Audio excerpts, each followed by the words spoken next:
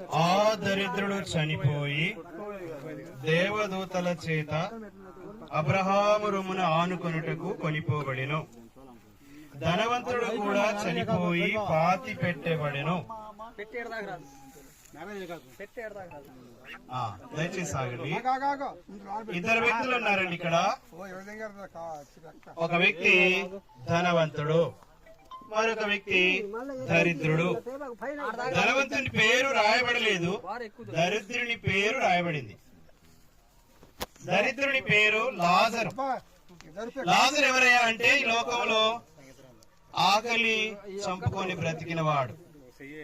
సరైనటువంటి వస్త్రాలు లేవు, సరైనటువంటి ఇల్లు కూడా లేదు. చనిపోయినప్పుడు మున్సిపాలిటీ వాళ్ళు తీసుకుని వెళ్ళి పాతి పెట్టారు.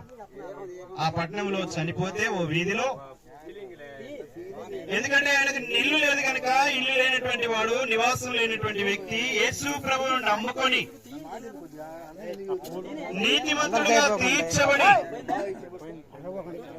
పరిశుద్ధుడని దేవుని చేత పిలువబడి చనిపోయాడు. ఆ పట్టణంలో ఉన్నటువంటి మున్సిపాలిటీ వాళ్ళు తీసుకుని వెళ్ళి పాతి పెట్టారు.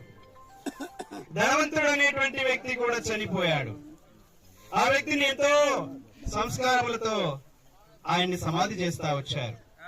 అయితే ఇద్దరు వ్యక్తులు చనిపోయి వారి ఆత్మ ఎక్కడికి వెళ్ళింది అని కనుక మనం చూసినట్లయితే దేవుని వాక్యంలో కూడా రాయబడతా వచ్చింది. 24వ వచనంలో, తండ్రివైన అబ్రహామా, నా యందు కనికరపడి తన వేలికలను నీళ్ళలో ముంచి నా ఆకను చల్లార్చుటకు లాజరును పంపుము.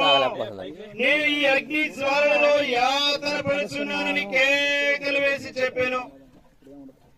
అగ్ని జ్వాలలలో యాతన పడుచున్నానని కేకలు వేసి చెప్పాను.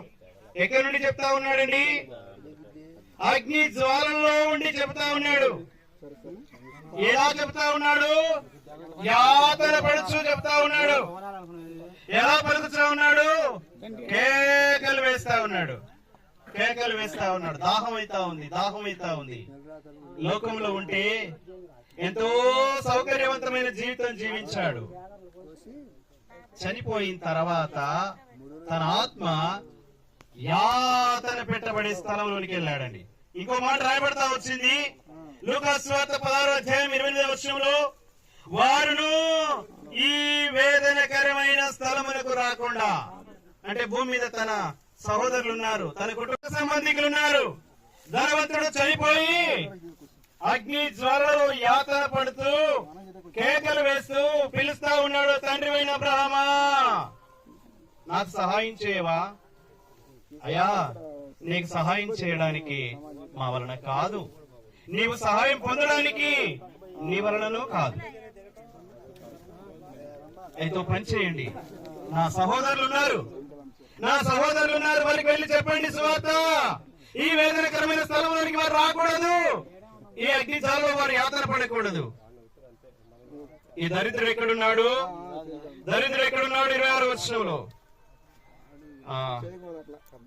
దరిద్రుడు నెమ్మది పొందే స్థలంలో ఉన్నాడు. 25వ వచనం, అందుకు అబ్రహాము కుమారుడు, నీవు నీ జీవిత కాలం నీకు ఇష్టమైనట్టు సుఖం అనుభవించితివి, అలాగనే లాజరు కష్టం అనుభవించినని జ్ఞాపకం చేసుకును. ఇప్పుడైతే వాడు ఇక్కడ నెమ్మది పొందుతున్నాడు, నీవు యాతన పెట్టబడుతున్నావు. ప్రియమైన సహోదరి సహోదరుడా, అగ్నికి నిత్యమైనటువంటి యాతన పెట్టబడే స్థలానికి తీసుకుని వెళ్తుంది.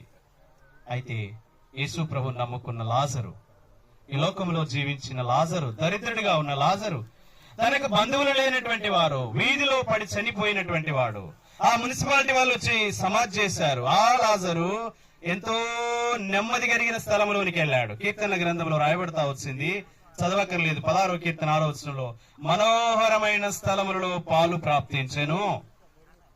కాబట్టి యాతన లేని స్థలము, మరణము లేని స్థలము. చివరికి ఒక మాట చెప్పి ముగిస్తాను. ప్రకటన గ్రంథం 21వ అధ్యాయము 4వ వచనం చదవండి. ప్రకటన గ్రంథము 21వ అధ్యాయము 4వ వచనం. లాజరు ఎక్కడున్నాడు? చదవండి. 21:4. ఆయన వారి కన్నుల ప్రతి బాష్ప బిందువు లాజరు యొక్క కన్నుల ప్రతి బాష్ప బిందువును తుడిచివేస్తున్న దేవుడు. మరణమిక ఉండదు, మరణము లేనటువంటి స్థలములోనికి వెళ్ళాడు. దుఃఖమైనను ఎప్పుడైనను ఏడ్పైనను వేదన అయినను ఇక ఉండదు. మొదటి సంగతులు గతించనని. ప్రియమైన సోదరి సోదరా, వేదనకరమైన స్థలములో ఉన్న ధనవంతుడు, నెమ్మది కలిగిన స్థలములో ఉన్న లాజరు. ఈ సహోదరి యొక్క భౌతికాన్ని మన సమాధి చేయక ముందు రెండు ప్రశ్నలు. ఈ లోకాన్ని విడిస్తే ఎక్కడికి వెళ్తావు?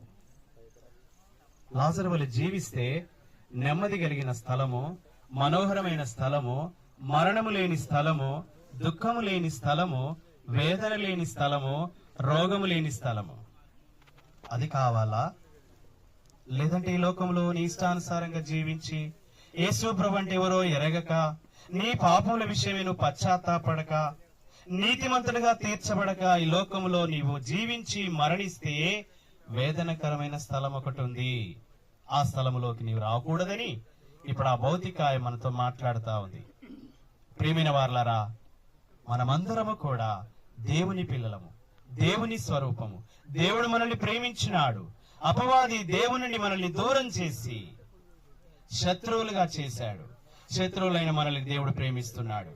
ఒక తండ్రి తనకిద్దరు పిల్లలుంటే, ఓ పిల్లవాడు మంచివాడు ఉంటాడు, ఓ పిల్లవాడు చెడిపోయిన వాడు ఉంటాడు.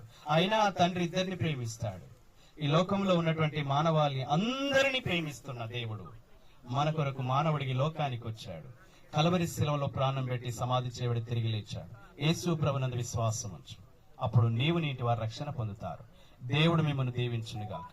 కాబట్టి విడబడినటువంటి కుటుంబము, సోదరుడు కిరణ్, తన ఇద్దరు కుమార్తెలు దేవుడు ఆదరించి ధైర్యపరిచి వారి భవిష్యత్తు, వారి రక్షణ, వారి జీవిత యావత్తు కూడా దేవుడు సహాయకులుగా ఉండి ఆదరించి నడిపించినట్లుగా ప్రభు సహాయపడును గాక. ప్రార్థన చేస్తాం. ప్రార్థన చేసిన తర్వాత